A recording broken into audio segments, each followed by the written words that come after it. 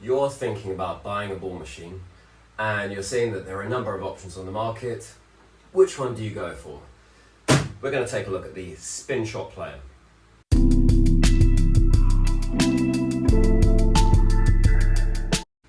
Okay, so I've used ball machines throughout my entire tennis journey.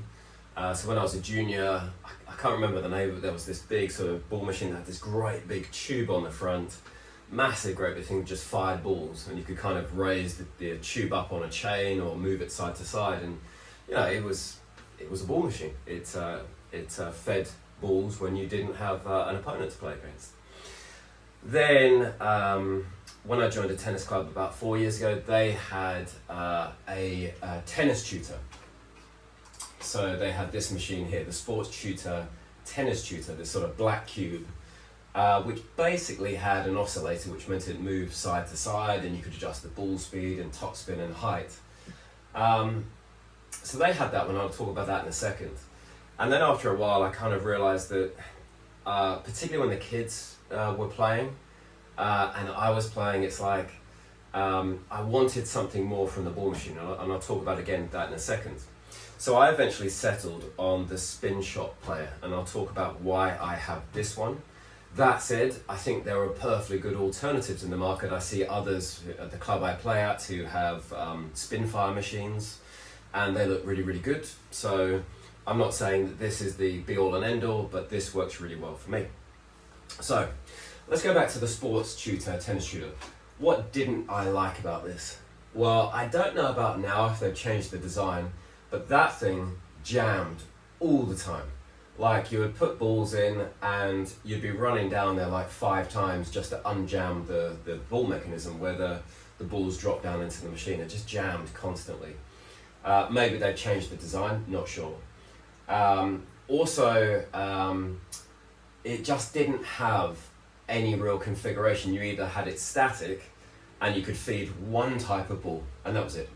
Or you could put it on an oscillator and it kind of sprayed across the court, but it went way too wide. So you'd be hitting one ball outside of one tram lines, and then you'd be going across and hitting like 5 or 6 balls. You'd end up outside the court on the next one, which you could argue that happens, you get pushed wide. But it just felt the range was way too much. So it just lacked this configuration. So what I did, I started looking across. So for example, one I've always heard of is the Lobster. And that gives you the ability to set up different power, the movement horizontally, feed, speed, spin, and so on. I didn't really look into that too much, to be perfectly honest. Simply because I didn't necessarily like the design of it. It looked like, you know, just the shape and kind of maneuvering that around, I kind of felt like something would get broken really, really quickly, sticking into the car, pulling it back in. You know, it just wasn't sort of this neat packaged design. I saw people at the tennis club have the Spinfire Pro, which is similar to the Lobster. Now this one, I know, the thing I liked about this is that you can set up ball drills. So basically you can come in and you can say, I want to be able to put one ball on the forehand side, the next ball I want backspin to the backspin side, then I want a drop shot, then I want to smash. You can basically set up drills with this to be able to emulate more patterns of play. Now this was what, over $2,000, so over £2,000. And again, sort of, I looked at the shape of it and thought, that's going to get broken. You know, you look at this sort of the design of the hopper, and again, it just didn't feel like, you know, I'm not necessarily the best person in the world to treat things gently. You know, I'm a bit of an oaf, and I just thought, I'm going to break that thing. So then I happened across the Spinshot machines. So this is, and this is what I've got here actually, the Spinshot Player, and this is the low speed option. I didn't go for the high speed option. So this is just under £1,700. It's a middle case. It's pretty robust, I would say. Now, one thing here is it does weigh quite a bit. I would say that's 20, 25 kilos. I'm not sure. I mean, it's, you know, it takes a bit to lift it. I mean, my wife can lift the thing, so it's not terrible, but it does weigh a bit. But on the flip side, you know, it's very robust. You know, it feels like you can chuck this in the car, take it to the courts, bring it out, no problems at all. So what did I like about this? Well, you'll see on the side, it has this control panel where you can basically program in. So it comes with pre-programmed drills, 12 of them, but then you also have an app on your phone. So if I just show a screenshot over here, where you can go through and you can configure each drill, you can configure 6 balls, and each ball can be completely different. So you can control the horizontal, so the width of the ball. You can control the speed it comes at, the height it's thrown at, spin, so flat, backspin, topspin, and then you can adjust the feed speed. And I found this quite useful. So for the first ball, you might put it down to a 4, which is a big gap. Then you're going at an 8, which means you're having 6 balls fired, but then you get a pause. So you could almost set up a 6-ball drill, then you could stop and go again. Not just that, but you can actually chain together the drills. So you could run, you know, drill sort of 1, drill 2, drill 3. So you could have 18 balls, all different. So you could do sort of forehand, backhand, forehand, backhand slice, come in on approach shot, volley, smash, maybe get lobbed, go back, play again. You can set up pretty granular drills and chain those together. So in theory, if there are 12 drills, each with 6 balls, you can create a 72-ball drill if you want, where all of them are completely different. You can go pretty hardcore with it. It's a battery-powered machine, and I would say this easily lasts, I don't know, 3 hours, 2.5, 3 hours with no problems, and then you just plug it into the wall to charge it. I don't quite know how long it takes to charge, but it does take a few hours if you're going full charge. The other thing I liked about this, so this machine, if we look at the history of it, it was designed by a guy who lives down in Cornwall in England.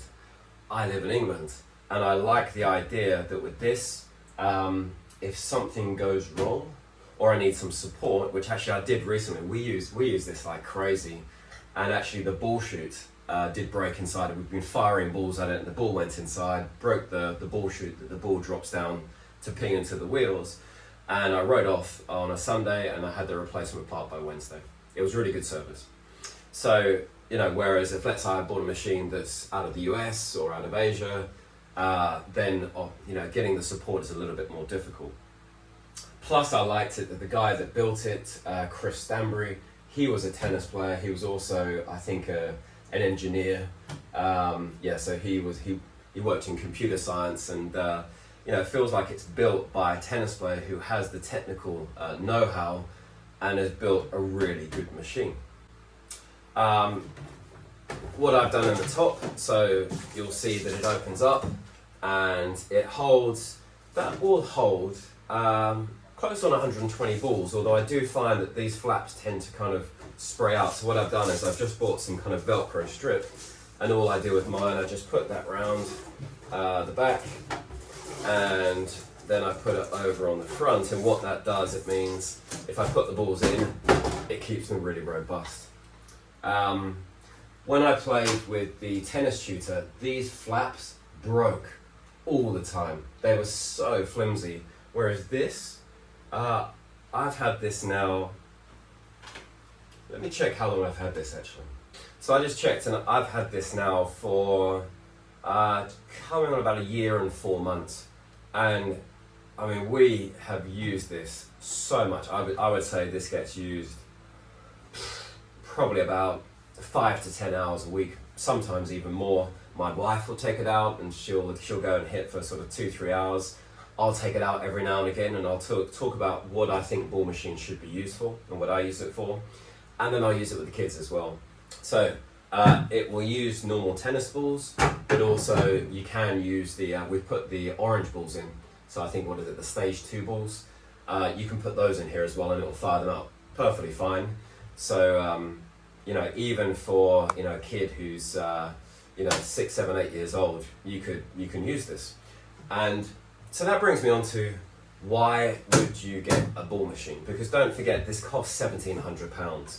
And when you go on eBay every once in a while, you see someone selling these and saying, I bought it and never used it. So I think it's a really important consideration to say, why would you buy a ball machine and why should you not?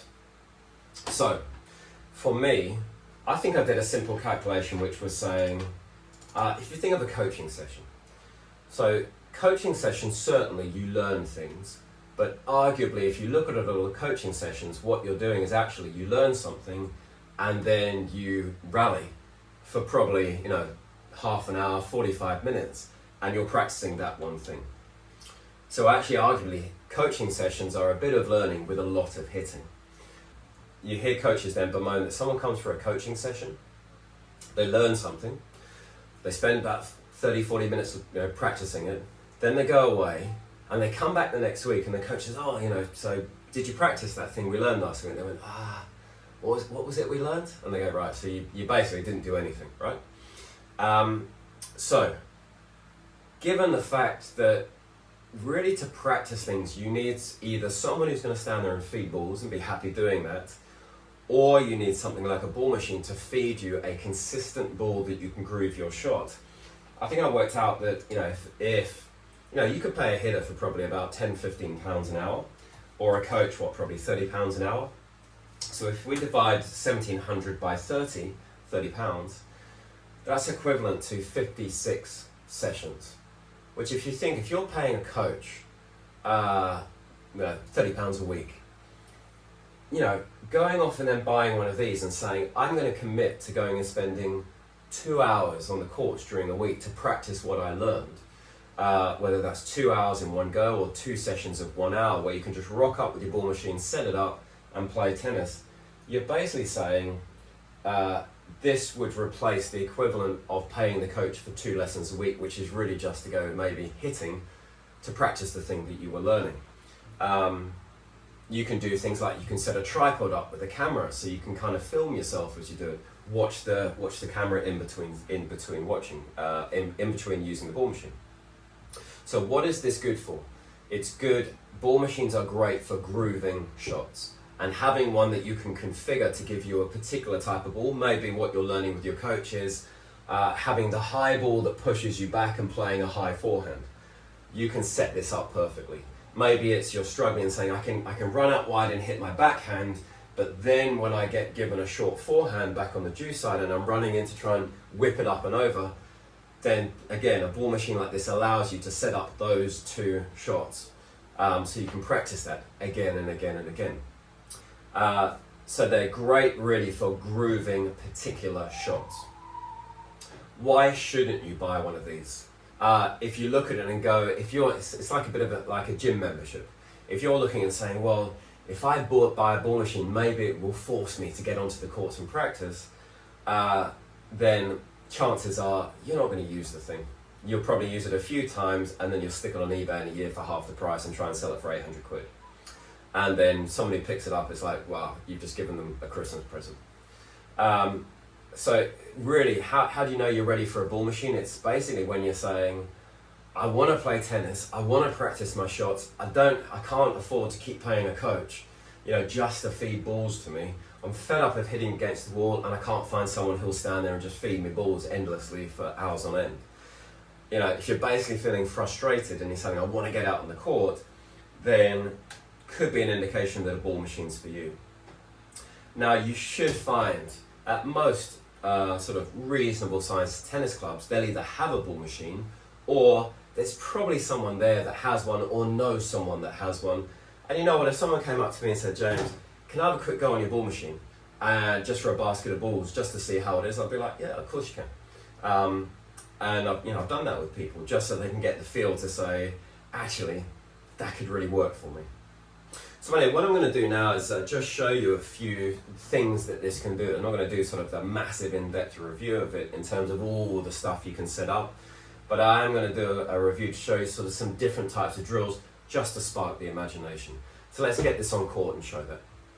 So we can see here that this is just a straightforward, this is a forehand, but my daughter's left-handed, so this is putting the ball into the advantage side. We've set the timing so that the feed is relatively slow. It gives her time to have a think about it. She's only 11 years old and figuring tennis out. And what we do is fire 6 tennis balls, all in pretty much the same place, make her move a little bit, And then after the sixth ball, we put a pause on. So basically, she has time to catch her breath. So it's a nice way of just, obviously you can do a single shot and focusing on that. And this is great to really get your groove in, but also focus on things like, for instance, she needs to get a bit more depth on her forehand. And actually we carried on and, she ended up getting there. So it's just nice because, it's a low pressure situation. You can control the sort of feed and speed of it. Also do the same thing here on the backhand. We put some cones out just to try and get her to hit with a bit more depth, but so you can do a single feed just to the backhand. But then you're going to go on to some more exotic stuff. So here's me, I put the speed up, I'm doing a forehand, shot down the middle, which I'm going to take inside out, go back to the forehand, it fires in, I'm going to come for backhand volley, and then it's going to put up a smash for me. So you can really do some sort of complex things, and then I put in quite a long break here so that I can get back to the baseline. So if we see that again, you can just repeat that. So we go forehand down the middle, which I'm going to run round, another forehand, which I'm going to have to run back to, then I'm going to come in. I actually missed the backhand here, but then I've got time to set up and practice the smash. Boom, fantastic.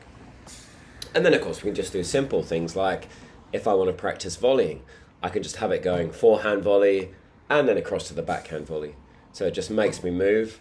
I've got the feed speed down here, so I've sort of got time to think about what I'm doing, but then I could speed that up if I really want to put pressure on myself. So it's just a few illustrations of what you can do with this in terms of the different type of drills you can set up with your ball machine. Okay, so really just to close this out, the big question is, you can kind of see what a ball machine like the Spinshot does. It's, for me, it's a great machine. Equally as well, people have the Lobsters, the Spinfires, I've seen them using it and they look fantastic, okay? So each looks slightly different. Obviously this looks a lot different to the Spinfire and the Lobster, but you can kind of see, at least for this machine, what you can do with it. So I guess the big question then is, I've had this almost a year and a half now, works really well, and I've got every confidence it will need maintenance, but I've got every confidence this will keep going and I will see massive value when it comes to the end of its life. So that's great. But the question is, should you buy a ball machine or not? And the simple thing is they're not cheap, you are looking at, in the UK, you're looking at sort of £1,600, £1,700. There are some cheaper ones, some smaller ones. But if you're looking for having those that you can really program, you can sort of do specific drills, then you're going to be paying a reasonable amount of money. You do seem to be able to pick at least this one up on eBay for probably about £700-800, around that. Of course, then you're buying it second hand, you don't know what's been used for. But look, you can still get it, but that's a reasonable amount of money. So the simple thing for me is to say,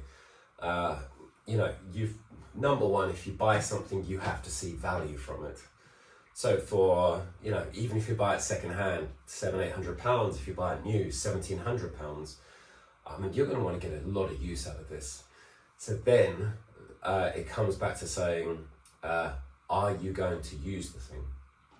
Which, as I sort of alluded to earlier, if you are buying this hoping that it will get you or maybe your kid onto the court, you sort of think, well, if I buy a ball machine, maybe I'll go more, or my kid I'll actually get them to go to the tennis court more. It could happen. Let's face it, probably won't. If, however, you are saying, I need this thing, as in, I want to be on the court more, I want to practice more, but I can't get a practice partner. I'm fed up of hitting against the wall, and I know I'm going to take this out twice a week for probably 2 to 4 hours, and I'm going to do that all year. Then just doing that alone, you're going to see value from the thing. And then, of course, as with everything, right now, if I were to sell this second hand, get my £700-800, then I've seen fantastic value. I'm not going to do that because I use it. So yeah, if you know you're going to use it, it comes down to that sort of simple thing, wants and needs. If I kind of think, well, I want one of those, or I hope it'll work for me, yeah, that's a bit of a bet.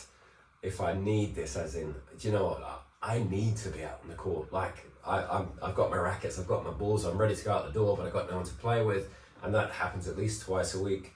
Yeah, this could really benefit. What for? Trying new shots, grooving your strokes, playing with your technique, maybe practicing patterns of play. That's what this is for, so that then when you go and play your matches, you kind of already have, you know, got your technique, your drills, your patterns down, so you can not think so much about that in the game, but just go and play a game of tennis. So, Spinshot ball machine, I give it massive 2 thumbs up. Ball machines in general, I give 2 thumbs up. They are expensive, however, so is it a want? Is it a need? I guess that's for you to figure out.